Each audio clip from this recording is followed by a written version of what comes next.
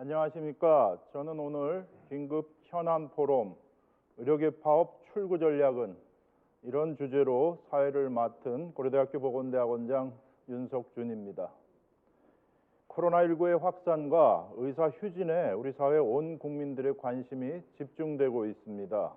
현재 전공의들과 전임의, 의과대학생들은 집단 휴진 및 동맹 휴학을 통해 우리 정부가 추진하고 있는 4대 의료 정책, 공공의대 신설, 의대 정원 확대, 협약 급여화, 비대면 진료, 산업 육성 정책의 철회를 요구하고 있습니다. 그 가운데서 오늘은 정부가 추진하는 공공의대 설립 및 의대 정원의 확대에 대해 초점을 맞춰 현장의 목소리를 들어보고 앞으로 어떻게 해결해 나가야 할지 의견을 나누고자 긴급 토론회를 마련했습니다. 한 가지 양해 말씀드릴 것은 오늘 초청한 패널들은 모두 저를 비롯해서 고려대학교와 관련된 분들입니다. 긴급하게 토론회를 조직하다 보니 벌어진 일로서 시청자분들께 널리 이해를 구합니다. 다음에 이와 같은 주제를 다시 다루게 되면 보다 폭넓게 패널을 구성해 진행할 계획입니다. 바쁘신 중에도 토론회에 참석해 주신 패널분들을 소개해 드리겠습니다. 먼저 안덕선 대한의사협회 의료정책연구소장님이십니다. 한희철 한국의과대학 의학전문대학원협회 이사장님이십니다. 네, 안녕하세요. 이정구 고려대학교 의과대학 교수의회 회장님이십니다. 네, 안녕하세요. 유다영 고려대학교 의료원 전임의 대표님이십니다. 안녕하세요. 서대근 고려대학교 의료원 전공의 대표님이십니다. 김민수 고려대학교 의과대학 학생회장이 참석했습니다. 네, 감사합니다. 정부가 추진한 4대 정책과 관련하여 지난 8월 6일 보건복지부 차관과 대한전공의협의회 간의 간담회가 있었고 다음 날인 8월 7일 전공의 집단 휴진과 야외 집회가 있었습니다. 그리고 8월 14일 전국의사 1차 총파업, 8월 26일 2차 파업이 있었고 28일에는 정부에서 업무 개시 명령이 있었습니다. 그간 정부 측과는 대한전공의협의회, 대한의사협회가 복지부 장차관 및 국무총리 등과 미팅이 수차례 있었습니다. 명확한 입장 차이로 의견이 쉽게 좁혀지지 않고 합의점을 도출하기 힘들어 보이기도 합니다. 이에 대해서 먼저 대한의사협회의 입장은 어떠신지 안덕선 소장님 의견부터 들어보겠습니다. 안녕하십니까.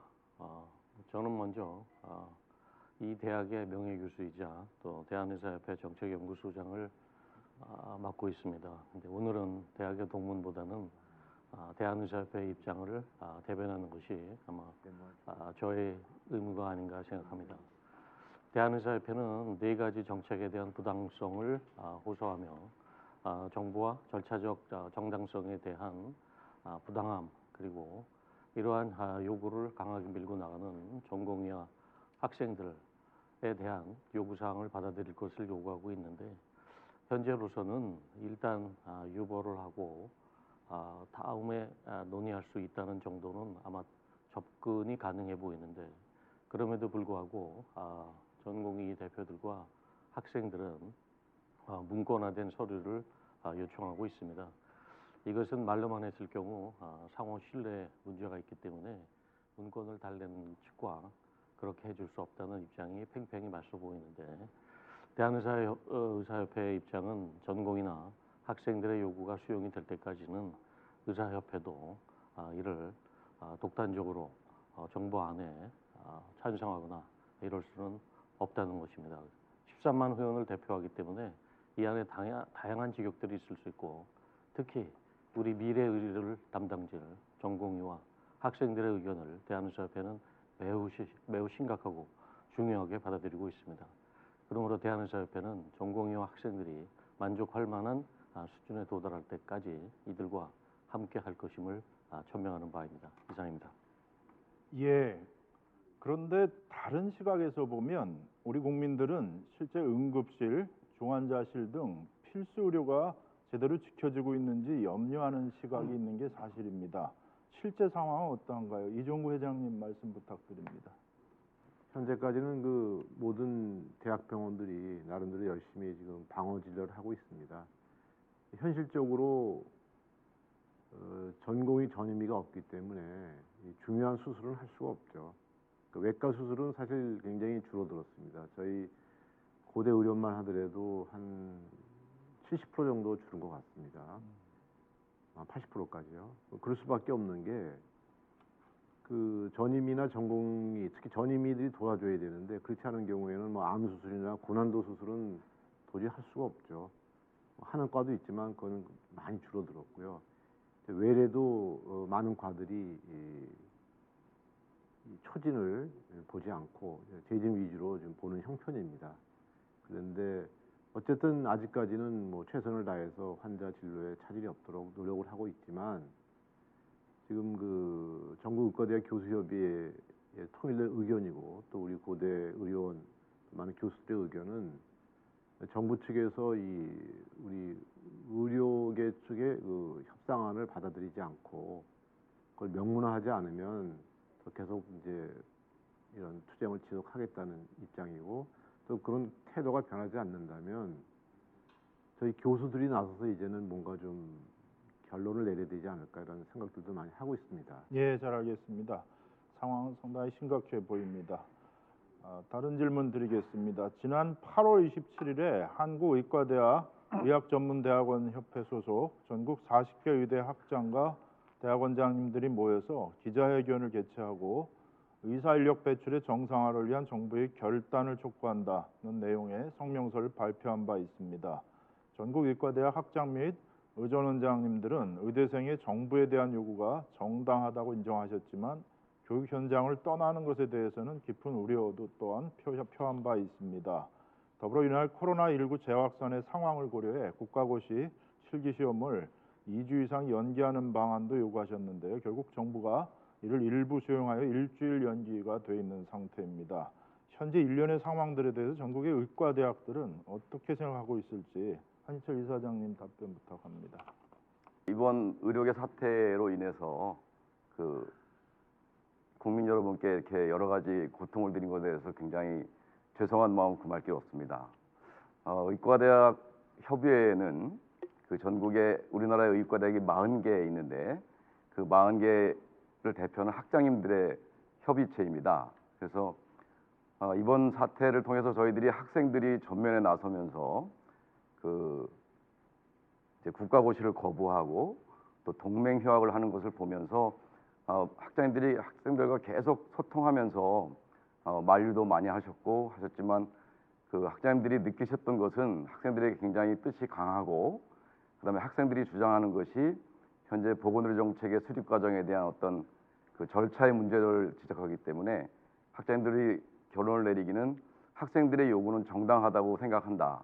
하지만 의과대학은 의사를 만들어야 되는 교육기관이고 그리고 이제 만일 한 해의 의사들이 그 양성이 안 된다고 하면 약 3천여 명의 의사가 생산이 안 되는 것이기 때문에 이게 의료계 전체에 미치는 파급 효과가 너무 크고 또 대학 교육 자체에도 문제가 많기 때문에 이제 학장님으로서는 굉장히 우려가 되고 여전히 기다리는 마음으로 현재 있습니다. 그래서 오늘 있을 그 범투위에서의 결정이 좋은 방향으로 나서 정부와 잘 타결을 보고 그다음에 빨리 그 의대생들이 교육 현장으로 돌아오기를 바라는 마음입니다.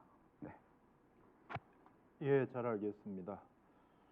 며칠 전 대한의과대학 의학전문대학원 학생협회 비상대책위원회와 대한전공협의회 비상대책위원회, 전임의협의회 비상대책위원회 3개 단체가 젊은의사 비상대책위원회라는 협의체를 출범했습니다. 또한 현재 전임의들이 잇따라 사직서를 제출하고 있다고 합니다. 고려대학교 의료원 전임의들의 상황 어떠신지 유다영 대표님 말씀 부탁합니다. 네, 정부가 저희들에게 폭력적으로 공권력을 행사했기 때문에 저희 고려대학교 의료원 전임의들은 전공의와 학생들을 지지하기 위해서 비대위를 출범하고 성명서를 발표하였습니다.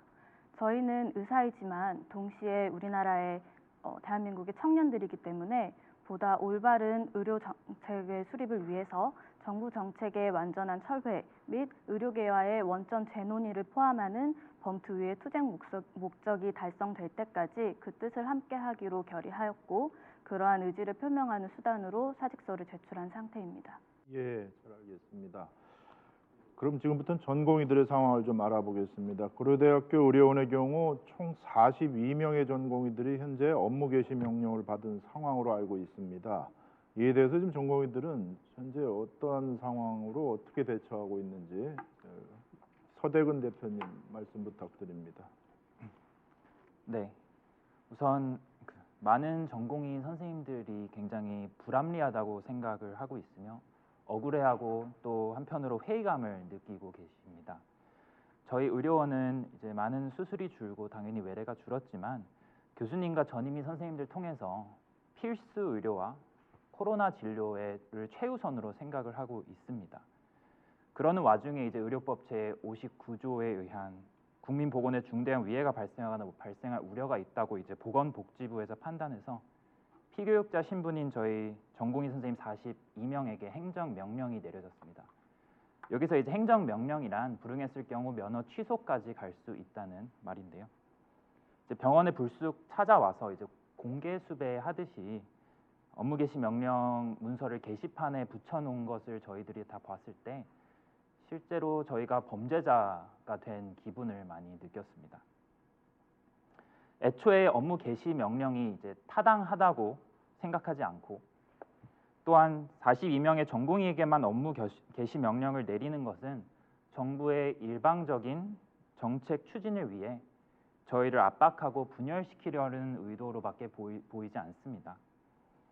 따라서 지금 명령을 받은 전공의들이 위축되지 않고 소외감 들지 않도록 서로 다독이며 연대 의식을 높이고 모두가 업무 개시 명령을 받을 각오를 가지고 단결을 하고 있습니다.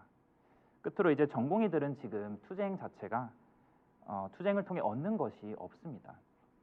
단지 정부의 옳지 않은 정책을 막고자 하는 것이기 때문에 대의를 기반으로 목표 의식과 엔드포인트의 공감대가 충분히 형성되어 있다고 생각하고 있습니다. 예, 잘 알겠습니다. 의과대학 학생들도 현재 수업 거부, 국가고시 신청 취소, 동맹 휴학 등을 통해서 정부에 항의하고 있는 것으로 알고 있습니다. 많은 학생들이 거리로 나서기도 했습니다. 그런 중에 최근 정부 결정으로 국가고시 실기시험이 일주일 미뤄진 바 있습니다. 이런 상황에서 고려대학교 의과대학 학생들은 현재 어떠한 상황이고 어떻게 대처하고 있는지 김민수 회장님 의견 부탁합니다. 네, 우선 저희의 동맹 휴학과 국시 거부를 이제 정당하다고 지지해 주신 전국의 많은 학장님들께 그리고 이제 여기 한희차 이사장님께 감사하다는 말씀 먼저 드리고 싶습니다. 이제 국시가 일주일 연기되는 발표가 있었는데요. 하지만 저희의 입장은 아직도 단호합니다. 그 14일 1차 총파업 당시에 여의도 공원에 나와셨던 분들은 다 아시겠지만 저희의 기조는 Education without populism이라는 기조를 가지고 지금까지 단체 행동을 이어오고 있습니다.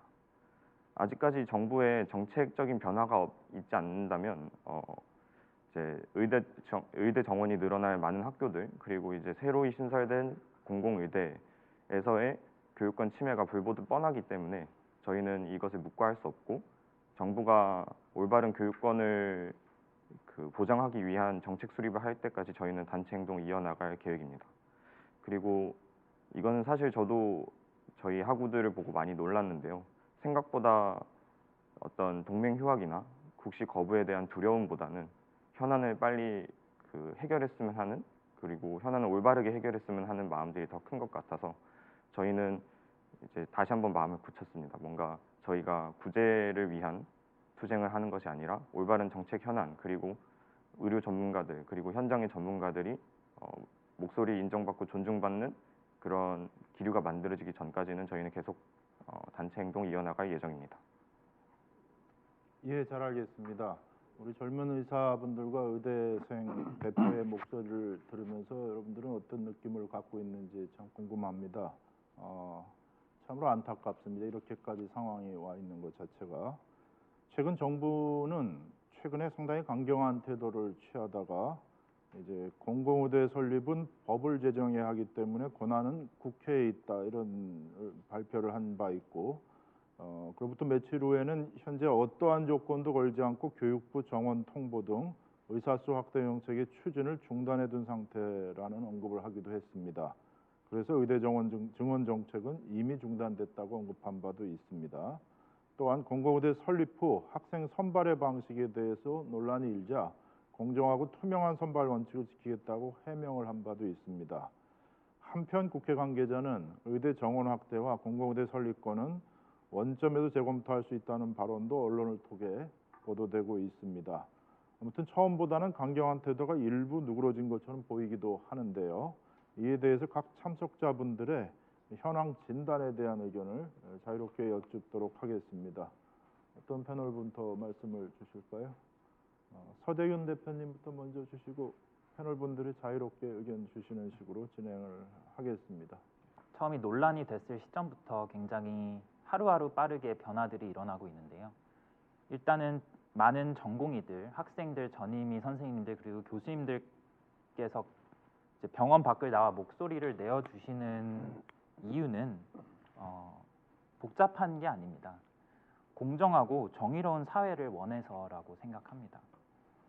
이제 처박급여던 공공의대 설립이건 의대 정원 증가이던 간에 이 과정 자체가 공정하지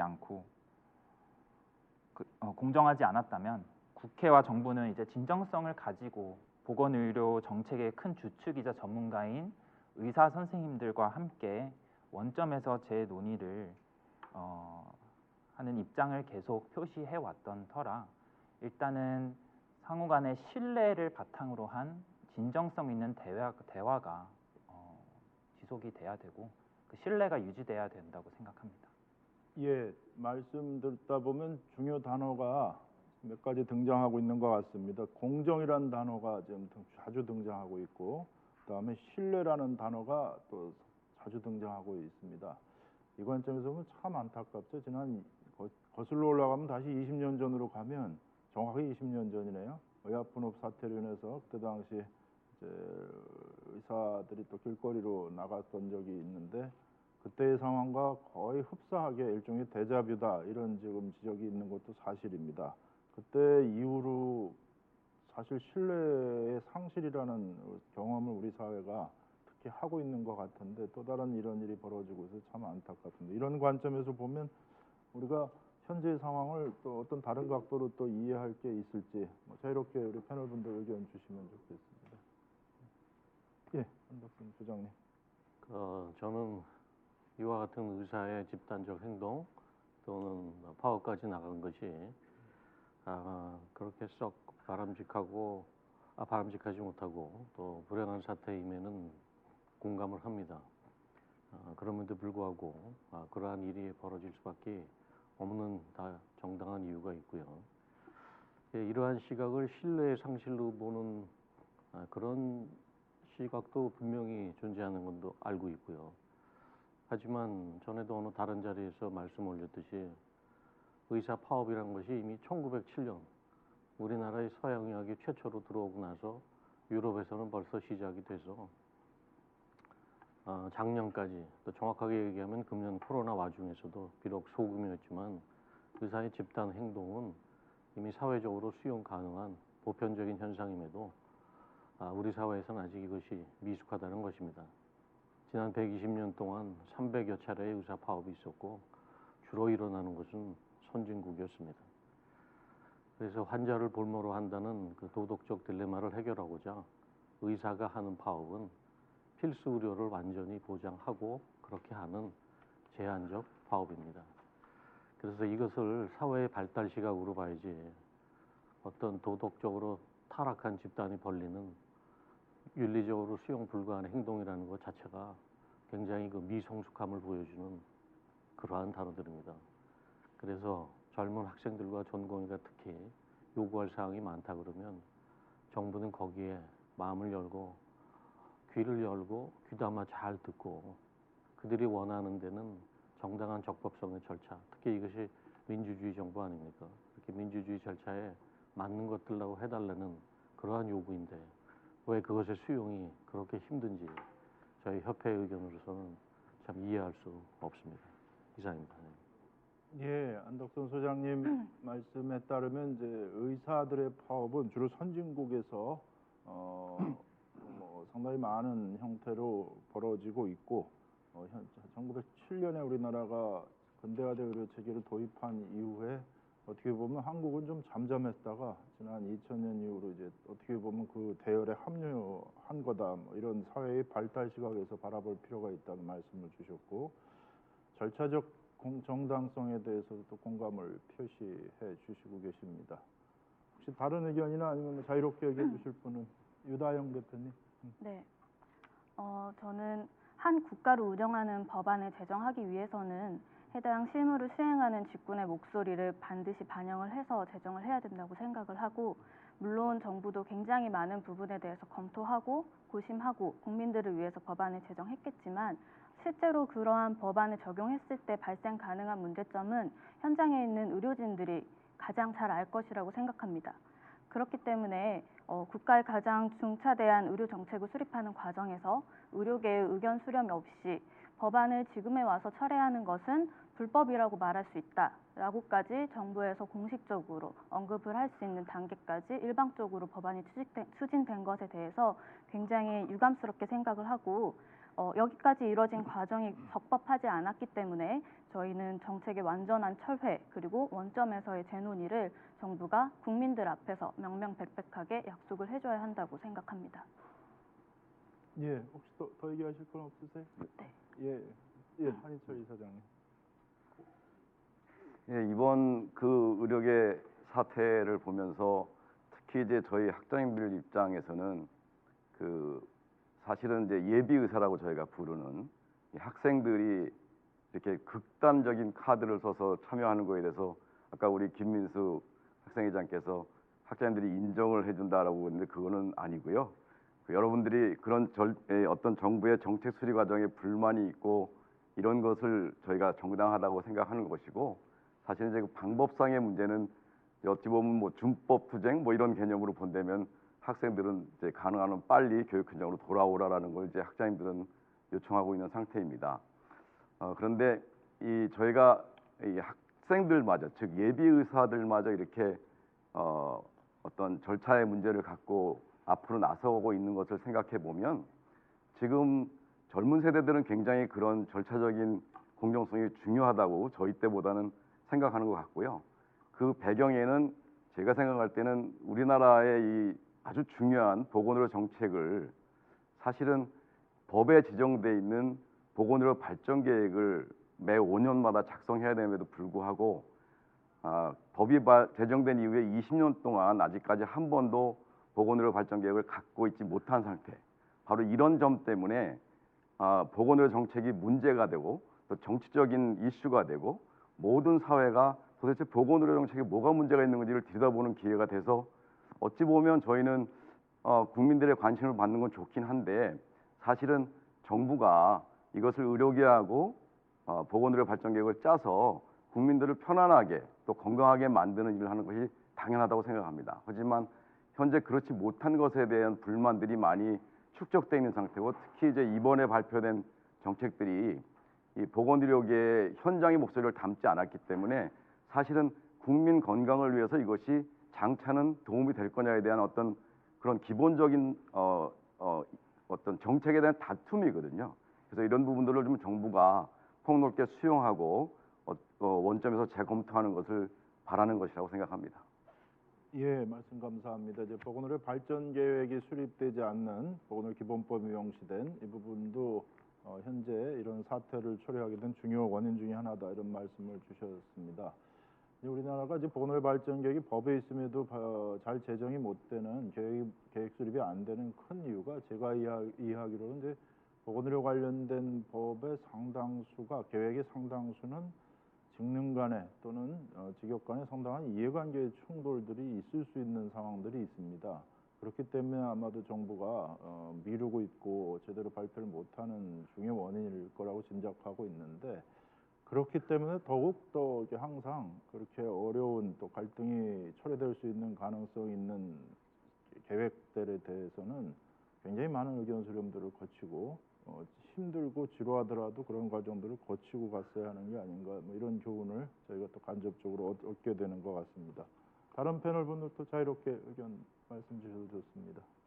네, 결국 이제 이런 거의 그 다툼은 어떤 그 법적인 또 절차상의 문제인 것 같습니다. 어떤 결과적인 문제보다는 뭐 공공의대가 나쁘다, 뭐 4,000명 늘리는 게 나쁘다 이런 관점보다는 뭐 그것이 뭐 맞을 수도 있고 틀릴 수도 있어요. 저도 완전히 확신은 못하지만 그거를 제정하고 공표하고 만들고 하는 그런 과정에서 굉장히 이 법적인 문제가 많다는 거죠. 절차상의 문제. 그걸 저희는 지적하는 거거든요. 뭐 학생들, 전공의 전유도 마찬가지고 저희도 또한 그런 생각을 하고 있는 것이죠. 제가 이런 얘기가 적절할지 모르지만 이번 정권 들어서 굉장히 그 모든 정책을 보면 이 전문가 집단의 의견을 이 바이패스하고 어떤 정책을 이렇게 무리하게 하는, 또 그거를 합리화하기 위해서 통계를 조금 이렇게 왜곡한다든지 이런 문제들. 그래서 그런 전문가들의 반대나 이런 거를 굉장히 부담스럽게 생각하고 건너뛰는 이런 일들이 많이 발생을 한 거를 많이 목격을 하셨을 겁니다. 근데 이제 의료계 문제가 이제 이게 거의 끝판왕으로 온 건데, 이런 것들이 아까도 얘기하셨지만 2000년부터 이미 그 의료보건 관계 발전법인 거기에서 매년 5년마다 그 논의하게 돼 있고, 더구나 이런 사안이 있을 때는 그 위원회에서 충분한 사전 논의를 거치게 돼 있는데 한 번도 한 적이 없죠. 그러니까 절차상에 벌써 하자가 있는 것이고, 또 이런 그 새로운 이런 제도를 도입하는데 일부 그런 쪽에 좀 편향된 그런 소수의 어떤 그 학자들의 의견만을 도출해서 그냥 일방적으로 이렇게 발표하게 된 거죠.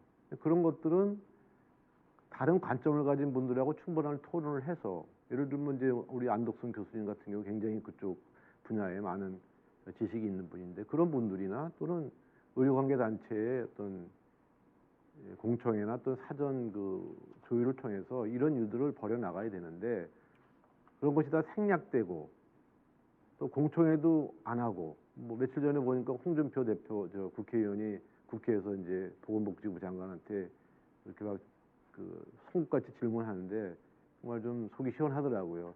공청회 하셨습니까? 그랬더니 대답을 못 하더라고요. 한 번도 안 한 거죠. 이런 것들이 결국은 이제 우리 젊은 의사들이 이 분노하게 되는 원인이 되는 거거든요. 그러니까 절차가 공정하지 못한 거죠. 그 아무리 동기가 좋다고 해도 절차가 잘못된 거는 잘못된 건데, 그래서 앞으로 우리가 이런 것들을 일반 국민들한테 좀 알리고, 이것이 아무리 우리가 동기가 선하다 해도 그 과정이 민주적이지 않으면 그거는 좋지 않은 거다라는 걸 우리가 좀 더 잘 알려드리는 게 좋을 것 같습니다. 예, 이종구 회장님 말씀도 절차와 과정의 문제를 지적을 하고 계신 것 같습니다. 또 패널 분들도 의견을 준비하시는 동안에 지금 논란이 되고 있는 의대 입학 정원의 문제의 가장 큰 어떻게 보면 근거라고 그럴까요? 그 추진하는 쪽에서 근거로 삼는 데이터가 하나 있습니다. OECD 경제협력개발기구 통계죠. 경제협력개발기구는 참고로 경제협력개발기구에 소속되어 있는 국가들의 사회통계도 매년 취합해서 발표를 하고 있습니다. 그 데이터에 따르면 인구 1000명당 의사수라는 지표를 봤을 때 활동 의사수입니다. 독일이 4.3, 프랑스가 3.2, 평균은 약 3.5. 이런 데 반해서 대한민국은 지금 2.4명으로 상대적으로 현저히 낮다라는 분석 통계를 발표한 바 있습니다. 그래서 의대 입학 정원을 지금이라도 늘려야 된다, 이런 논리가 한측에서 존재하는 것도 사실인데, 이거에 대해서 혹시 개인 의견이 있으신 분들은 패널분들 의견 주시면 고맙겠습니다. 제가 지적했던 건 의료 인력에 관한 전문가 집단이 사실은 존재하지 않습니다. 그게 이제 물론 저희들끼리 얘기지만 WHO라든가 이런 데서 얘기하는 Human Resource in Health HRH 또는 Health Workforce Regulation, 그래서 HWR 이런 데 전문적으로 종사하시는 분들이 없고요. 그러다 보니 우리의 현장과 이런 것들을 잘 종합해서 나오는 게 아닌 아주 단순 지표, OECD의 1000명당 인구 숫자 하나, 그걸 가지고 그것이 무슨 정답처럼 이렇게 얘기를 하는데, 박현미 국토부 장관이 취임사할 때 아주 명언을 했습니다. 이러한 통계 숫자는 숫자에 불과한 것이고 현장과 결부돼서 연결되지 않으면 의미가 없고 통계 숫자는 원하는 만큼 항상 만들어질 수 있다라고 아주 명언을 내렸습니다. OECD 숫자에 비해서 작은 건 사실입니다. 그럼 현장에서는 어떤 일들이 벌어지고 있는가 하면 전 세계에서 볼 수 없는 거의 예약 없이 초진부터 시작해서 전문의 진료까지가 가능한 나라. 해외에서 살다가도 급하면 그 나라에 좋은 의료보험 제도가 있음에도 불구하고 비행기를 타고 도착해서 그 다음날 김포공항서부터 병원으로 직행할 수 있는 나라. 이런 나라는 어딜 돌아봐도 찾아볼 수가 없습니다. 그리고 의사가 부족하다 그러지만 정부에서 내세우는 도시와 농촌 간의 지역 격차, 그것도 사실은 OECD 모범 사례. 한국과 일본은 도시와 농촌이 20% 차이에서만 왔다 갔다 하는, 또 서울과 강원도의 의사 숫자가 형편없이 격차가 심하다 그러는데 의료 미충족에 대한 만족도는 오히려 강원도가 더 높다는 사실. 그것은 우리가 갖는 아주 작은 영토에 70%는 산지이고 30% 중에서 농경지 이런 것 빼면 10%에서 사람이 거주하는 매우 특별한 나라이기 때문에 상대적으로 그 안에서 의료 접근성은 우수해서, 그리고 또 근무 여건, 형태, 소비, 문화 이런 것들이 다 다르기 때문에 현재 이 정도의 숫자만 가지고도 사실은 잘 운영되고 있는 것들입니다. 그래서 정원 증가를 하지 않더라도 지금 자연 증가분만으로도 가만히 놔둬도 정부가 목표로 하는 공공의대라든가 지원을 했을 때 효과가 나오는 지금으로부터 15년 뒤면 자연 증가분에 의해서 3.0은 도달할 것이라는 것이 저희의 추산입니다. 그렇기 때문에 별도의 지원 없이도 아마 이것이 잘 굴러갈 것이다라는 게, 그래서 이제 반대하는 것이고, 그러니까 OECD 숫자 하나만 가지고 의사 숫자를 결정하기엔 너무나 거기에 고려해야 될 사항들이 많음에도 불구하고 이미 숫자를 늘리는 거를 방침하고 거기에 맞는 논리 개발을 하다 보니 나올 수 있는 거는 OECD 평균 숫자 하나밖에 없어서 그렇지 않은가라는 생각을 하고 있습니다. 시간이 허락되면 여러 가지 다른 것도 논의해 볼 수 있겠지만 저희가 주장하는 건 OECD 단순 비교로 그러한 정책을 결정하는 것은 좀 위험 요소가 있고, 그러한 결정을 내릴 단계가 됐었다면 아까도 말씀드린 바와 같이 전문직 단체와 긴밀한 협의를 통하고 그 외에 의사가 직원이 됐을 때 어떤 것들이 같이 변해야 되는가가 논의가 돼야 하는데 그런 것은 없이 무작정 의사만 늘리겠다는 것입니다.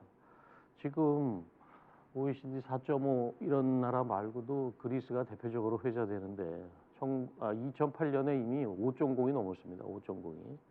그래서 거기도 의사 수를 늘리면 도시와 시골 간의 격차 해소하고 속칭 얘기하는 공공의료기관의 빈자리를 채울 수 있다고 생각을 해서 현재 6.0까지 왔는데 5.2가 넘었을 때도 6천 개의 공공자리는 다 비어있고 도시와 시골 간의 격차는 여전했고 도시 집중 현상은 더 심화됐고 직장을 찾을 수 없는 15,000명의 의사들은 그리스를 떠났습니다.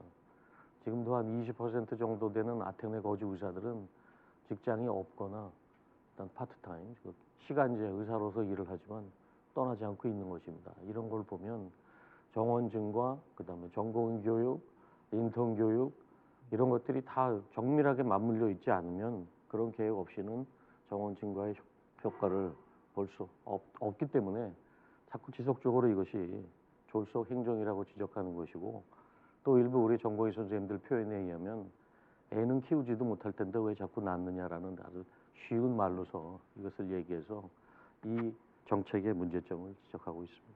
이상입니다. 예. 예, 안덕순 소장님 또 데이터에 대해서 또 명쾌하게 해석을 주신 것 같습니다. 안덕순 소장님 말씀 도중에 애는 키우지도 못할 거 왜 자꾸 낳느냐라는 표현인데요. 결국 이제 전공의 의대 교육, 전공의 교육의 부실 이런 부분들을 어떻게 방지할 거냐하고도 연계되어 있는 것 같습니다. 그럼 뒤집어서 얘기하면 현재도 부실한 데가 많은데 그 문제를 해결하지 않고 수의 증가를 일으키면 더 큰 문제가 야기되지 않겠냐 이런 식으로 해석될 수 있을 것 같습니다. 그 점에서 현장에서 실제로 일하고 계신 전공의 대표님이나 전임희 대표님 또 학생 회장님은 어떤 의견을 갖고 계신지 좀 여쭙고 싶습니다. 이제 저희가 공통적으로 지적하는 게 지방 의료의 인프라가 부족하기 때문에 해당 지역에서 어떤 중요하거나 어려운 수술들을 받으려는 환자가 많이 줄어들고 있는 걸로 알고 있습니다. 그래서 지금도 사실 의과대학 간에 무슨 격차를 나누려는 게 아니라 실제적으로 지역별로 볼 수 있는 수술의 어떤 종류라든지 횟수의 차이가 존재하고 있고, 이러한 부분을 좀 더 개선시킬 수 있는 것이 국민 건강을 증진시키는 것과 그 목적과 방향을 같이 한다고 생각합니다. 네. 계속해서 얘기 나온 의대 정원 증가에 대해서는 이제 서남대 의대 폐교된 거를 계속 화두가 되고 있습니다. 이제 계속 기존의 그 49명의 그 TO를 가지고 이 정책을 추진해 나가겠다는 얘기도 많이 나오고 있는데, 기존에 이제 서남대 의대가 왜 폐교가 되었는지, 그거를 새 빌딩만 짓고 이름만 바꿔서 나가면은 똑같이 발생하지 않는다는 보장이 있는 건지에 대한 궁금증도 있고, 이제 제가 가장 쉽게 이제 저희 의사가 아닌 친구들이나 이제 어르신들한테 설명을 드리려면, 지방에 애초에 이거는 의료 체계의 문제라기보다 우리나라는 굉장히 서울 주변으로 모든 게 활성화되어 있는 나라입니다. 애초에 지방에 살고 싶어 하지 않는 경우가 많은데, 의사들의 지역 그 의료 체계를 해결하기 위해서 의사를 많이 뽑고 이제 강제로 9년에서 10년 정도 의사를 지역에서 간다고 한다는 것 자체는 이제 일반 시민도 어디 먼 시골이나 이런 지방에 살기 어려운 환경인데, 이제 단순히 의료 체계가 부족하다고 해서 저희 전공의들이나 이제 미래 의사 선생님들을 그쪽으로 보내서 육성을 한다는 것 자체가 좀 모순적인 이야기가 아닌가라는 생각을 하고 있습니다. 네, 저는 이제 정말 이제 학교에서 일어나는 일들을 좀 말씀을 드리고 싶은데요. 우선 방금 이제 전공의 대표 선생님께서 서남대라고 하는 굉장히 좋은 케이스를 말씀해 주셨는데, 멀리 가지 않아도 될 것 같습니다. 저희가 이제 항상 의대 정원을 늘리겠다라고 얘기를 할 때 이제 같이 거론하는 것이 간호대 정원 증가인데, 간호대가 그 예전 대비 2배 증가하고 나서 간호대 실습 환경이라던가 이런 것들이 굉장히 열악해졌다라고 이제 많은 곳에서 그 임상 실습의 열악함을 이제 토로를 하고 있는데요. 물론 혹자는 이제 3,050명에서 400명, 10% 약간 넘는 사람들이 늘어난다고 해서 그런 문제가 발생하겠느냐라고 얘기를 하지만, 지금 현재 정부가 가지고 있는 이제 정원 증가의 정책들을 보면 지방의 이제 중소대학병원의 대학 위주로 이제 정원을 2배 내지 3배 이렇게 늘리겠다라는 계획을 발표를 한 바가 있는데요. 고려대 같은 경우는 사실 그런 부분에서 조금 자유롭다라고 얘기할 수 있겠지만, 이제 학생협회 그리고 이제 전국적인 단위에서 봤을 때 분명히 교육의 질이 떨어지는 대학이 발생할 것이고 공공의대는 말할 것도 없다라는 것이 저희 생각입니다. 심지어 2018년도에 이제 서남대 의대가 신입생을 받지 않기로 결정된 이후 이제 굉장히 그 의학교육평가원에서 그 평가를 굉장히 엄격하게 하는 것으로 알고 있습니다. 그 이후에 평가 대상이 됐던 대학들 중에서 이전에는 그렇게 박한 점수를 받지 않다가 이제 갑자기 이런 박한 점수를 받아든 대학들도 있는데, 이런 대학들이 만약에 현재 정부의 정책에 따라서 이제 정원이 늘어나게 된다라고 했을 때 거기 안에서 발생할 교육권 침해, 그리고 어떻게 보면 사실은 교원 수급이나 아니면은 뭐 임상 실습 방안이나 이런 것들이 전혀 마련돼 있지 않은, 물론 이제 공공의대 같은 경우에는 뭐 중앙의료원이나 서울의료원에서 이제 실습을 진행하겠다라는 가안을 발표를 하기도 했습니다만, 이런 것들이 어디까지나 지역의 그러니까 도농 간의 의료 접근성 격차를 해결하겠다라는 취지와는 사실은 좀 동떨어져 있는, 어떻게 보면 현안에서 가장 해결하기 쉬운 방법으로 약간 졸속으로 행정을 처리하고 있는 것이 아닌가 하는 그런 생각은 감출 수가 없습니다. 그 이제 의사 양성 과정에 대한 부분이 얘기가 되고 있기에 좀 말씀드리려고 하는데요.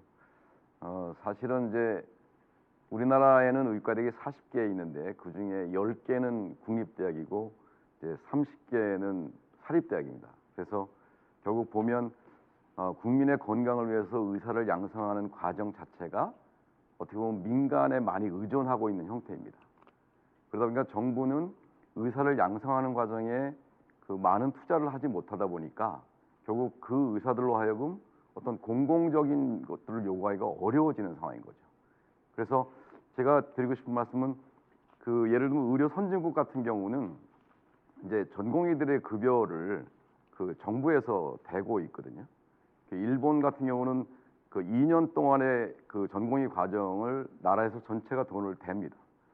그 말은 뭐냐면 그 전공의들은 왜 트레이닝을 받냐면 사실은 이제 여러분들이 아시겠지만 대학병원과 일반 병원의 역할이 다릅니다. 그러니까 대학병원은 정말 불치병들을 주로 보면서 정말 그 어떤 의학의 발전을 위해서 일을 해야 하는 병원이고요.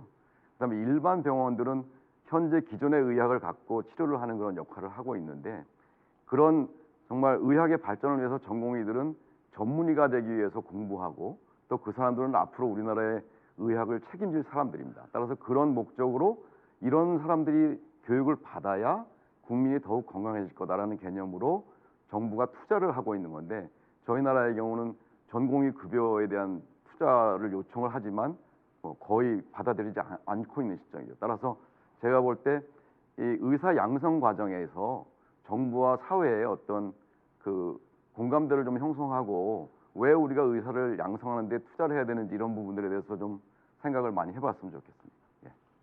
예, 유다영 대표님. 환자분들이 이제 수술을 받게 될 경우에 수술의 규모가 커진다고 생각하면 수도권으로 쏠림 현상이 발생하는 경향이 있습니다. 그렇기 때문에 이제 지방 의료원에서는 그러한 큰 수술에 필요한 고비용 장비에 대한 투자를 꺼리게 되고 장비가 없기 때문에 또 수술할 수 없게 되는 경우가 발생을 합니다. 이러한 악순환의 고리 속에서 해당 지역에서 수련을 받는 의사는 이러한 수술에 대한 교육의 기회 자체를 박탈당하는 경우가 많고 이것이 다시 수도권 쏠림 현상을 일으키는 악순환의 고리라고 생각을 합니다. 그렇기 때문에 정부가 나아가야 할 방향은 현재 이미 존재하는 인프라를 개선을 하고 모든 지역에서 동등한 수준의 의료를 누릴 수 있게 해준다면 이러한 현상을 근본적으로 해결할 수 있을 거라고 생각을 합니다. 예, 유다영 대표님 의견은 먼저 이제 병원의 시설이라든지 이런 형태의 인프라 개선을 먼저 하고 그 다음에 이제 그 인프라 개선이 되면 자연스럽게 의사 인력의 공급도 이어질 수 있으니까 이제 순서가 좀 바뀐 거 아니냐 이런 지적을 주신 것 같습니다. 한두 분 더 얘기를 더 듣고 패널분들의 얘기를 듣고 출구 전략 얘기로 좀 넘어가 볼까 합니다. 혹시 현황 진단과 관련해서도 보탤 의견이 있는 패널분들 계신가요? 정부가 이제 전공의 파업 사태 초기 하는 대응 방식이 참으로 우려스럽습니다. 그것은 행정명령이라는 용어로 순화되긴 했지만 의사에 대한 강제징용이라는 용어랑 거의 같은 용어입니다. 이것은. 그리고 현재 그 어느 나라도 이러한 조항을 갖고 있지 않고요.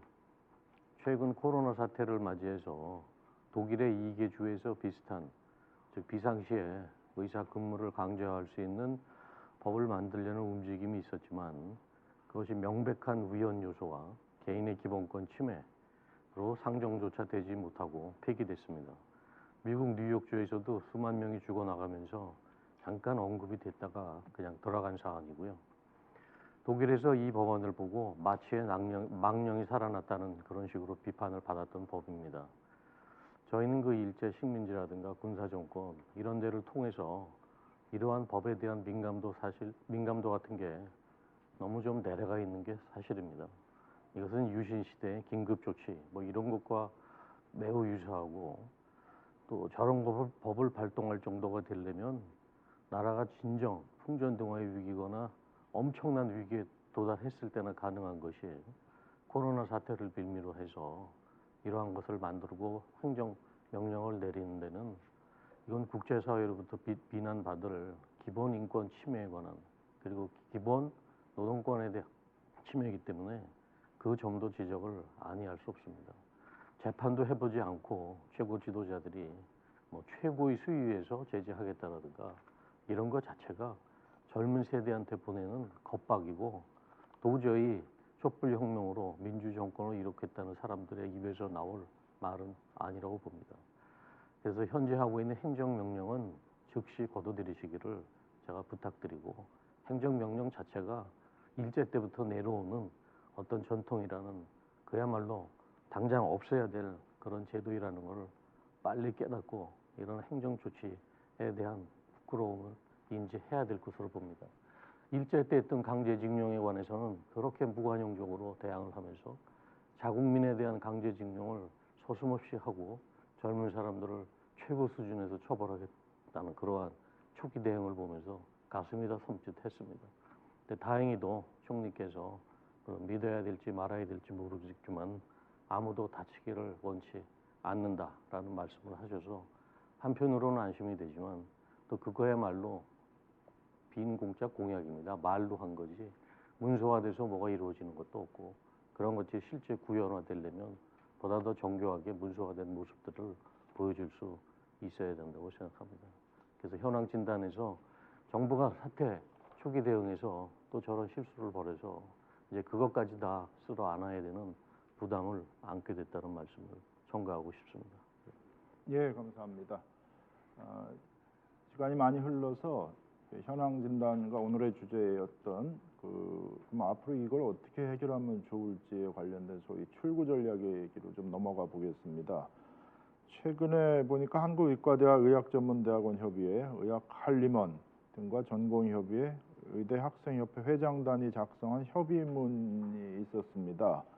의정협의체에서 원점으로부터 적극적으로 논의라는 문장이 등장하고, 그 협의문에는 협의문 정도를 정부와 여당에서 문서로 확인한다면 최소한의 요구를 받아들인 것으로 판단하고 파업을 중단할 수도 있다라는 시각도 있는데, 이 협의문 작성에서 제가 알기로 한희철 이사장님의 역할을 어느 정도 하신 걸로 알고 있는데 의견을 좀 보태주시기 바랍니다. 예, 먼저 이 합의문을 작성하게 된 그 동기는 그 이전에 이제 보건복지부와 그 대한의사협회하고 어떤 그 어느 정도 합의가 된 그런 문건을 가지고 있었습니다. 그래서 그런 것을 가지고 이제 전공의협회와 또 이제 논의를 하는 과정에서 이게 잘 진행이 안 되고 있어서 이제 파업은 계속 진행 중이고 해서 이 여기 나와 있는 단체들 장들이 모여서 이것들을 어떻게 해석할 거냐. 그래서 보니까 이제 정부는 모든 가능성을 열어놓고라는 말을 쓰겠다고 하고, 그 다음에 그 전공협의회에서는 이제 철회, 중단 혹은 원점 재논이라는 말이 들어가야 된다라고 해서, 그러면 이것이 정부에서는 모든 가능성을 열어놓는다는 것 자체가 원점 재논의를 포함한 거라고 계속 설명을 해왔었거든요. 그래서 그런 것을 저희가 정부한테 여러 번 물어봤고 계속 분명하다라고 생각해서 이제 그러면 이 전공의협의회와 우리가 논의를 해보겠다. 그래서 이것은 어떻게 보면 그 워딩의 문제이지 어떤 신뢰를 담보할 수 있는 말이라는 건 이렇게 많지가 않아서, 그래서 이제 이걸 가지고 저희가 이 조항 중에서 그러면 우리가 해석할 때는 이게 원점 재논의를 포함한다고 하니 만약에 정부가 이것을 지키지 않는다고 하면 이 의료계 지금 여기 단체장님들이 속한 단체들이 다 공동으로 대응을 하겠다. 그러니 그런 것들을 믿고 가보는 게 어떻겠냐라고 저희가 이제 이런 이제 협의 문서를 작성을 하게 된 겁니다. 근데 이제 이것이 결국에는 그 전공의협의회에서 잘 받아들이지 않았고, 그래서 이제 오늘까지 또 오게 된 것이죠. 그 문서에 대한 배경은 그렇습니다. 예, 혹시 이정구 이제 사실 좀 이제 애매한 거였죠. 그리고 이제 결과적으로 또 한 명의 그 위원장이 또 이제 바뀌었고요, 위치가. 그래서 어제 또 다시 또 긍정적인 이제 신호는 왔는데, 제가 모든 가능성을 열어놓고 재논의하자는 그 뜻에는 많은 그 함의가 포함되어 있다고 생각합니다. 우리가 유리하게 해석할 수도 있지만 그 반대일 수도 있거든요. 그러니까는 원점 모든 가능성이라는 거는 우리가 원하는 가능성도 있지만 그 반대일 수도 있는 거죠. 그것까지 포함한 그것이 시민 단체일 수도 있고 또 다른 어떤 여론일 수도 있고 이런 것들 다 포함해서 하다 보면 오히려 우리가 원하지 않는 방향으로 갈 가능성도 있는 것이죠. 그래서 그것이 그때 합의가 깨진 건 참만 다행이고요. 이번에 다시 이제 재논의를 하자고 해서 뭐 오늘 범투위하고 또 회의를 하는 모양인데, 제가 어제 어디서 받은 내용인데, 전북 도민일보인가요? 전북 도민일보에 나온 그 기사를 보니까 거기에서는 굉장히 부정적이더라고요. 그러니까 민주당은 거의 결국은 이 법안을 국회에 올려서 처리할 거다라고 이렇게 거의 단언하고 있더라고요. 그런 걸 보면 신뢰를 쌓기에는 아직도 좀 많이 부족하고, 결국은 논의를 하지만 국회에 상정해서 그 범여권을 180석으로 표결해서 올리면 이제 끝나는 거거든요. 이런 것들이 결국은 이제 진정성이 안 보이는 것이죠. 그래서 이제 이 철회라는 이제 단어를 저희는 주장하는 것인데, 정부 측 고민도 있을 겁니다.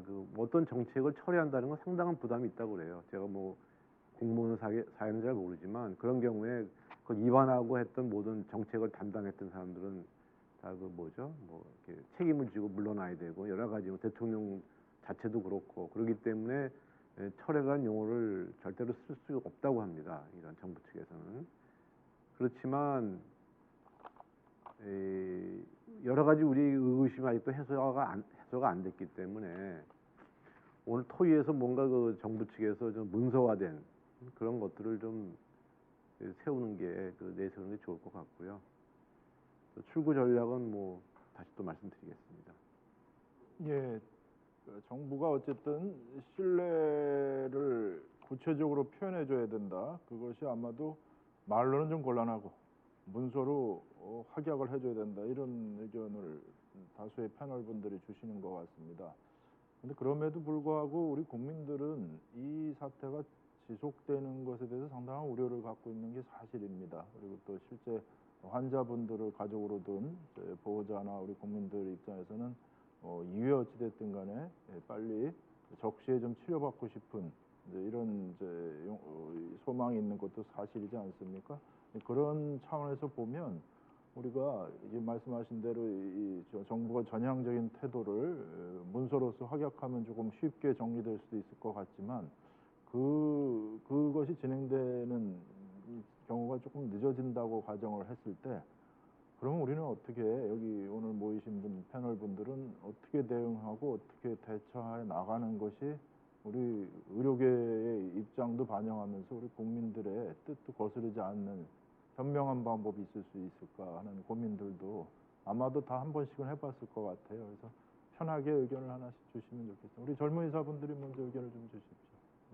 아주 중요한 말씀입니다. 파업이 지속되는 거는 아무도 원하지 않는 거고, 국민 여러분들이 이 사태에 대해서, 코로나 사태에 대해서 매우 우려하고 있는 거는 모두가 잘 알고 있습니다. 그렇기 때문에 지금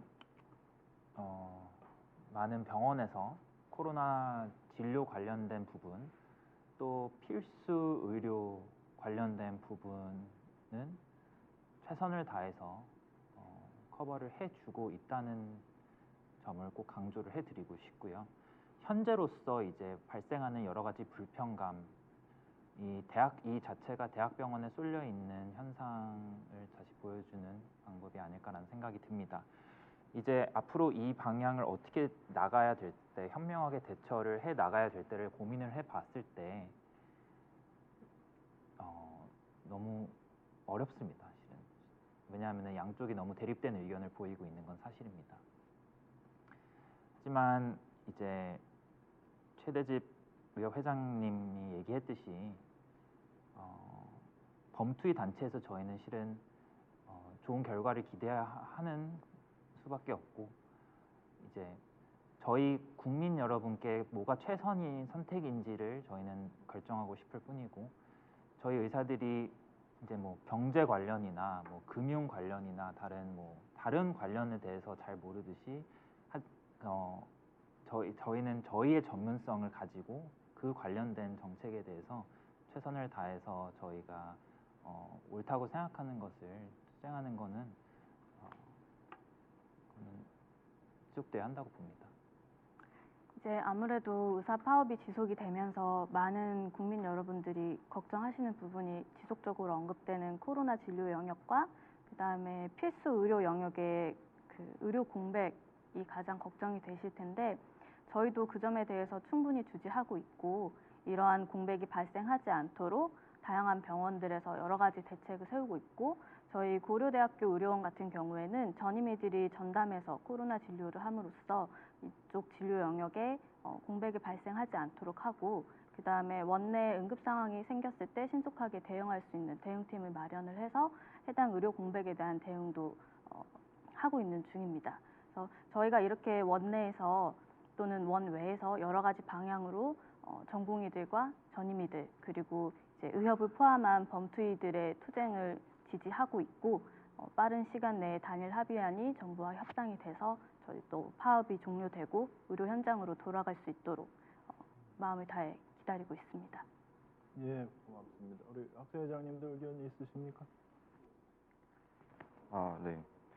저는 이제 저희 이런 그 단체와 단체끼리의 출구 전략도 굉장히 중요하다고 생각을 하지만 이제 학생들 그리고 이제 저희 나와 계시는 그 젊은 의사 선배님들이 이제 개개인이 어떻게 이 사태에서 탈출하느냐도 굉장히 중요하다라고 생각을 합니다.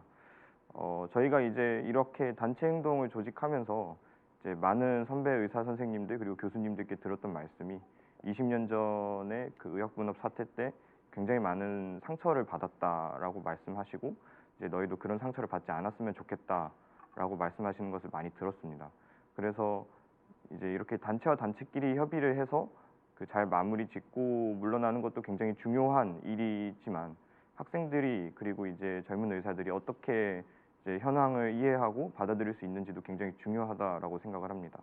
그래서 이번 일을 계기로 이제 저희가 어떻게 보면 저희의 물론 저는 이제 학생 신분이기 때문에 저희라고 말하는 게 좀 이상할 수도 있겠습니다만은 뭐 일종의 노동권 그리고 이제 교육권 이런 것들에 대해서 관심을 가지게 된 만큼 이런 관심들이 지속적으로 이루어졌으면 하는 바람이 있고 그런 동력이 있어야 사실은 저희가 좀 더 온전하게 이 집단 전체가 그러니까 퇴로를 만들어낼 수 있지 않을까 그런 생각을 가지고 있습니다.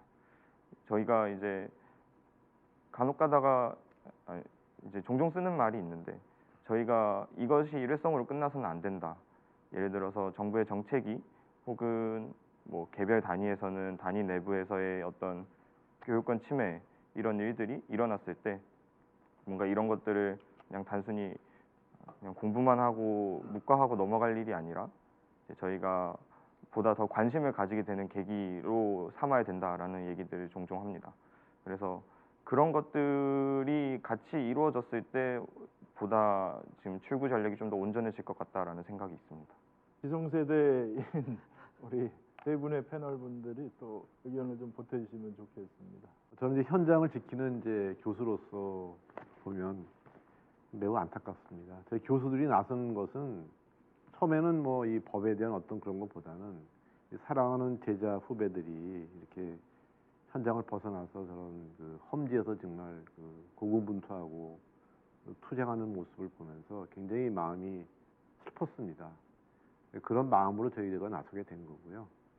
정말 너무 오랜 기간 동안 또 학생, 전공인, 전임 선생님들이 정말 이 사회 지탄을 받아가면서까지 핍박을 받아가면서까지 이렇게 투쟁하는 모습을 보고 저희가 더 이상 묵과할 수 없다라는 생각하에 저희가 이제 나서려고 합니다. 그리고 그 일원으로서 다음 주 월요일을 기점으로 제가 진로에 대한 어떤 좀 투쟁을 보여드리고 또 필요하다면 좀 더 한 단계 더 나아가서 좀 더 그런 다짐을 보여드리고자 합니다. 중요한 것은 이제 학생과 전공의는 현장으로 복귀를 해야 되지 않을까 이런 생각을 저희는 하고 있습니다. 언제까지 그들이 정말 광야에서 모진 비바람 맞으면서 이렇게 있는 모습을 또 피해를 보는 모습을 저희는 원치 않습니다. 솔직히. 그걸 해결하는 가장 좋은 거는 정부죠. 정부와 범투의 어떤 좋은 회의 결말이 난다면 제일 좋겠지만 그렇지 않았을 경우를 상정해서 저희도 나름대로의 액션 플랜을 가지고 있습니다. 먼저 우리의 진료를 최소한 줄이고 그런 거를 이제 대외적으로 보여주는 것이죠. 그런 다음에 필요하다면 저희는 사직서를 다 제출할 것입니다. 학생이 없고 피교육자인 전공의가 없는 이 병원에 교수는 필요 없습니다. 의미가 없는 것이죠. 우리끼리 앉아서 뭐 우리는 안전하다, 우리 환자 보고 그냥 이거는 좀 말이 안 된다고 봅니다. 전공의와 전임의가 없는데 병원이 잘 돌아간다. 이거 잘못된 거죠, 이렇게 되면. 병원장은 그걸 원할지 모르지만 저는 결코 원치 않습니다. 그래서 필요하면 저희는 집단 행동을 하고 사직서를 제출을 하고 수리를 받아달라고 요구를 할 것입니다. 그리고 학생과 전공의는 학교로 또 다시 제자리로 돌아오길 바라고 필요하다면 교수들이 나서서 정부와 정말 어떠한 투쟁이나 또는 협상도 해야 된다고 생각을 합니다. 바톤 터치를 하는 것이죠. 그것이 뭐 약간 좀 디테일하지는 않지만 우리 교수님들의 많은 생각이라고 봅니다. 점점 열기가 좀 올라가는 것 같습니다. 대한의사협회에서 아무래도 제일 고민을 많이 하실 것 같은데 출구 전략에 대해서 혹시 뭐 이 토론에 좀 이렇게 알려주시거나 이런 내용이 있으면 안덕성 수사님 부탁드립니다. 예, 우선 공식적으로 출구 전략에 나온 게 있으면 제가 쉽게 얘기를 할 텐데 지금 조심하고 혹시라도 저희가 섣불리 내놓은 안이 학생이라든가 전공의들한테 불리하게 작용하거나 또는 그들의 의사에 반하는 행동에 있지 않도록 우선은 현재까지는 출구 전략은 협상 중에 있다는 것을 말씀드립니다. 그리고 의견이 다른 것 같아도 결국은 표현상의 문제로 집약될 수 있기 때문에 언젠가는 어느 선에서 타결이 되리라고 보고요. 저희가 이제 경계하는 것은 의사협회라는 것은 13만 회원을 대표하는 그 안에는 전공의, 공중보건의, 교수님, 나와서 개원하신 분, 또는 공공기관, 또는 속칭 얘기하는 뭐 페이닥터, 급여를 받는 의사들까지 다 포함되어 있기 때문에 의사결정 구조가 민주적이어만 되는 그러한 구조를 갖고 있어서 범투위에서 나온 협상안을 가지고 다시 또 회원들에게 동의 절차를 구해서 정부가 하는 것처럼 졸속을 하지 않고 차분하게 그 의견을 살펴보고 분명히 우리 학생들과 전공의 또 전임의 여러분들의 피해가 없이 해결될 수 있도록 최선을 다하는 것이 저희 대한의사협회의 목적입니다. 이상입니다. 예. 앞으로 우리 국민들이 생명을 지키기 위해서는 신종 감염병 위기에 대응하기 위한 의료 체계를 재구축해야 되고 골든 타임을 지키기 위한 응급의료 체계도 개선해야 되고 지역 의료 인력의 확보 등을 해결해야 된다든지 다양한 문제에 대한 의견들이 많이 도출되고 있습니다. 이번 사태를 또 계기로. 그리고 이를 정책으로 추진하기 위해서는 현장의 목소리를 담아야 된다는 게 아마 공통의 의견인 것 같습니다. 뭐 정리하는 마당에서 향후 의과대학 정원 및 공공의대 이런 주제뿐만 아니라 중요한 정책 추진에 있어서 의료계의 의견은 그러면 어떤 방식으로 수렴되는 게 바람직할지 이제 대표성이 한쪽에 있으면은 사실은 의견 수렴하기가 좋은데 이번 사태에서도 보면 의료계 내부도 일부의 시각에서 보면 단일한 목소리를 내지 않고 있다. 지역마다 또 젊은 의사하고 기성세대하고 또 다른 의견도 있어 보인다. 이런 시각도 있는 게 사실입니다. 그런 관점에서 보면 앞으로 이 문제가 이 사태가 해결되었다고 가정을 하고 앞으로 그러면 이제 또 다른 이런 사태가 벌어지지 않게 하기 위해서 의료계의 의견을 소위 어떤 방식으로 정책 추진에 있어서 수렴하게 하는 게 바람직할지에 대해서 좀 패널 분들 자유롭게 의견을 주시고 정리해 나가도록 하겠습니다. 예, 뭐 매번 말씀드리지만 이제 사실 의료계의 목소리를 담는 게 중요한데요. 지금 예를 들면 의사 수가 많으냐 적으냐에 대해서 굉장히 논란이 많거든요. 근데 이제 그런 것도 그 의료 인력을 항상 모니터링하고 정말 우리나라에 앞으로의 우리가 의사가 필요할지 뭐 간호사가 더 필요할지 이런 의료 인력을 항상 모니터링하는 그런 상설 기구를 정부에서 가졌으면 좋겠고요. 또 그런 기구가 아니더라도 뭐 상설위원회가 있어서 의료계와 그 정부가 같이 모여서 그 적정한 그 인력에 대한 논의를 하는 그런 장을 만들면 좋을 것 같은데요.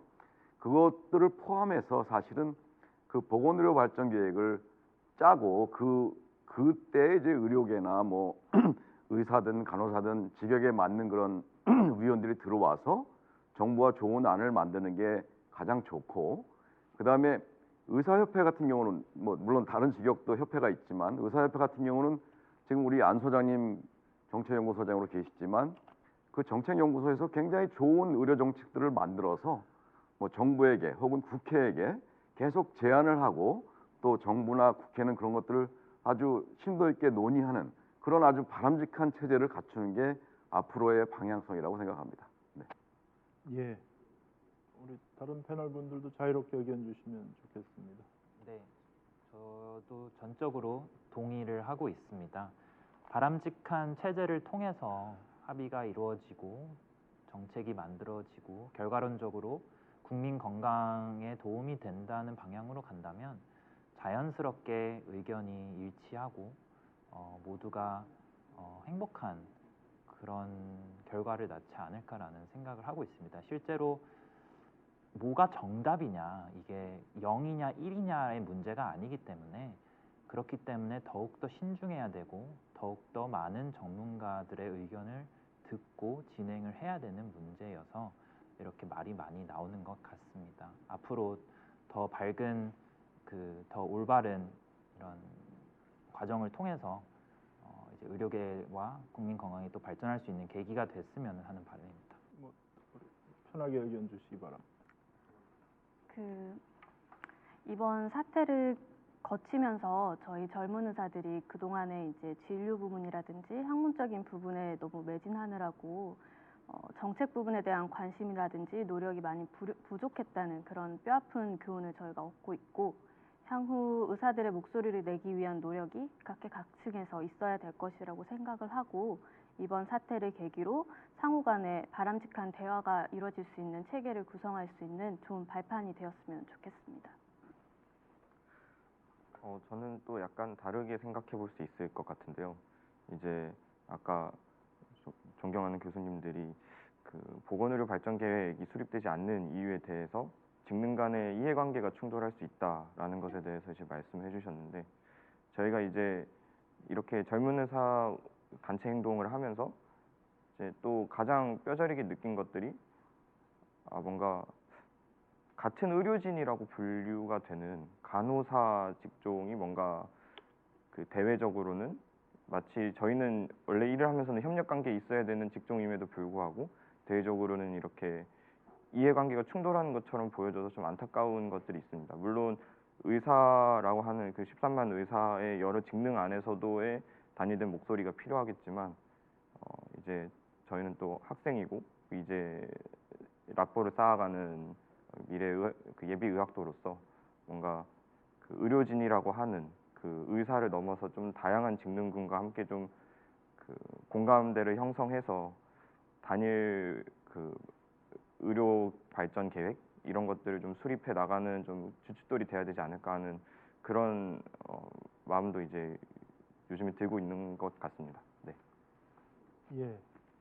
혹시 발언 안 하신 패널 분들 중에 마지막으로 말씀하실 분 예, 뭐 이번에 이 사태를 보면서 미국 의학협회 AMA 같은 경우 굉장히 그 정부나 국회하고 굉장히 그런 긴밀한 관계를 통해서 자기네 정책을 또 수립하는데 많은 또 이 여러 가지 일을 많이 하고 있죠. 뭐 로비도 하고 또 많은 협의를 통해서 자기네 정책이 수립되고 저기 실행될 수 있도록 정부나 국회 쪽에 그런 걸 많이 하는 걸로 알고 있습니다. 그런데 불행하게도 저희 우리나라는 그 의사단체, 의사협회가 그런 역할을 아직까지는 충분히 못했죠.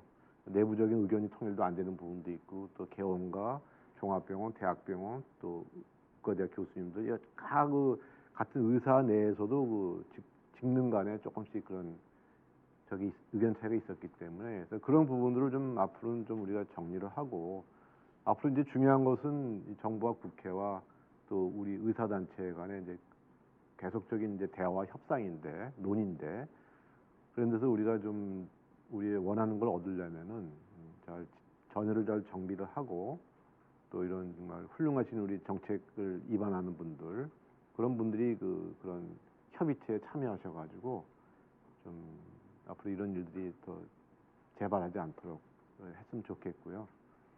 또 어떤 어려운 문제가 있으면은 이거를 우리가 충분한 논의를 거쳐야 되는데 어떤 특히 정부 측에서 자기 어떤 기존 관념이나 어떤 아이디어를 가지고 이제 일을 하다 보니까 그 논의의 과정을 좀 생략하고 좀 이렇게 건너뛰는 경향이 있는데 좀 어렵더라도 우리가 이렇게 어려운 문제, 의사수를 늘리는 문제 이런 문제들은 좀 시간이 걸리더라도 좀 돌다리를 두드리고 가듯이 하는 것이 좋겠다는 생각이 듭니다. 예. 말씀하실 게 있으면 말씀 확조를 드리겠습니다.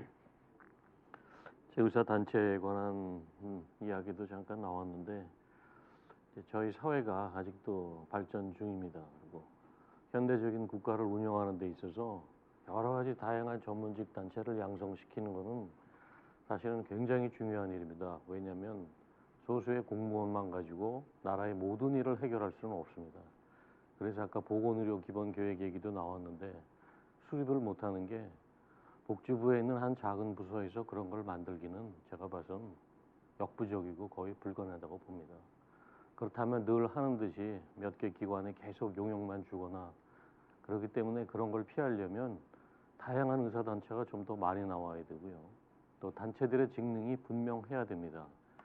그러니까 영국 의사회 그러면 그건 노조입니다. 자기들 기본으로 우리는 영국의 의사 노조다라고 그렇게 표방을 하고 우리가 생각하는 협회 공적인 일, 뭐 보수교육 또는 전공의 교육, 면허의 대신 등록 이런 거는 공적인 일만 하는 의사단체는 따로 있습니다. 또 심지어 세부 학회까지 가령 가정의학회 그러면 가정의학 의사회가 있고 가정의학 협회가 있어서 한쪽은 전문의 시험, 보수교육 이런 공적인 사회의 신뢰적인 일을 해야 되는 기구가 있는 반면에 자신들의 신분과 이익을 위해서 싸울 수 있는 가정의학 의사회 모든 게 이원화되어 있습니다. 그러니까 우리나라 의학회도 외국에서는 학회들의 연합체가 있는 반면에 전문의들의 연합체가 따로 있어서 자기들의 그 이익과 신분을 위해서 힘쓰고 있는 건데 그러한 단체들이 많이 생기고 잘 클 수 있도록 정부가 육성을 해야 되는데 아직은 국가 관리하는데 저희가 미숙한 점이 특히 현대적인 국가 운영에서 이러한 전문직 단체의 참여 바로 프라이빗 퍼블릭 파트너십 이렇게 불러도 좋고요. 다양한 활동을 할 수 있는 그러한 플레이어들을 만들어 줘야 되는데 그 모든 것을 자꾸 공무원들의 일이라고 생각하거나 국민들도 나라의 일로 생각하는데 이제는 그런 데서 좀 벗어나야 됩니다. 그래서 협회도 지금 구조에 대한 공부를 열심히 하고 있습니다.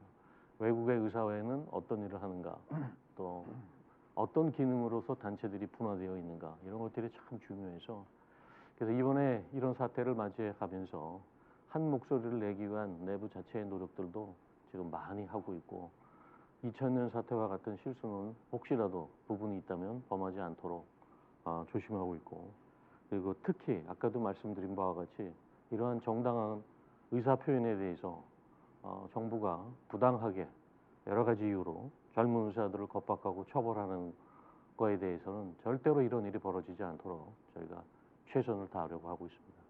이상입니다. 예. 사장님. 예, 이제 거의 끝이 되어 가는 것 같긴 한데요.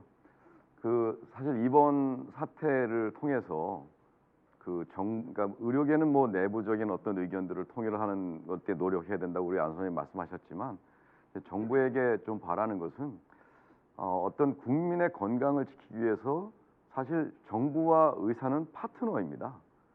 다른 생각을 할 수는 없어요.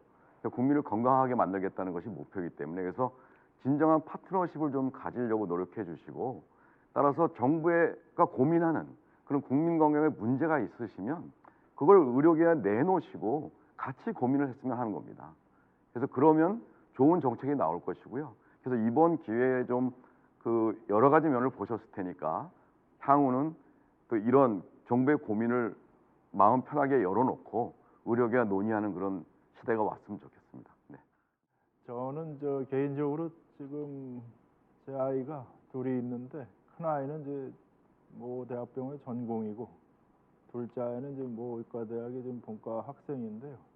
또 당사자이자 이제 학부모로서 아주 새로운 경험을 하고 있습니다. 우리 두 젊은 세대 의사하고 또 예비 의사로서 항상 어리게만 봤었던 우리 두 아이가 이렇게 또 이런 일에 관심도 있었구나 하는 걸 새삼 느끼고 집안에서도 느끼고 있습니다.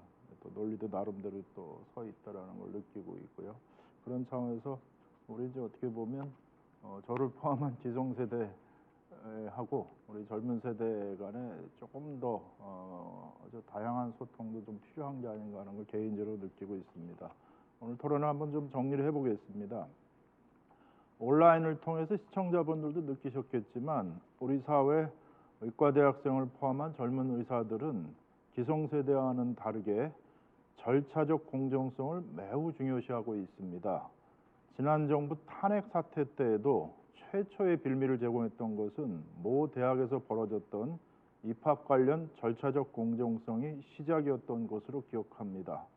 이 점에서 최근 정부가 추진했던 의대 정원 확대 및 공공의대 신설권은 젊은 의사를 포함한 의료계가 받아들이기에 그 과정 측면에서 매우 부족했던 것이 사실로 여겨집니다.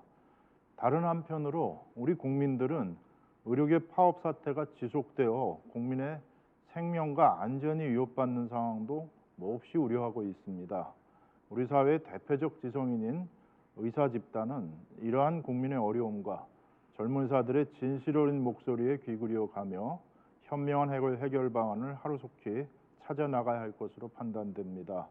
정부 및 정치권도 더 활짝 열린 마음으로 문제 해결에 나서 주시기 바랍니다. 지금까지 긴급 토론회를 통해 의료계 파업에 대한 현안과 출구 전략에 대해 논의해 봤습니다. 하루빨리 의료계와 정부가 합의점을 도출할 수 있기를 기대합니다. 지금까지 참여해 주신 패널 분들과 온라인으로 시청해 주신 모든 분들께 감사드립니다. 이상으로 토론회를 마치겠습니다.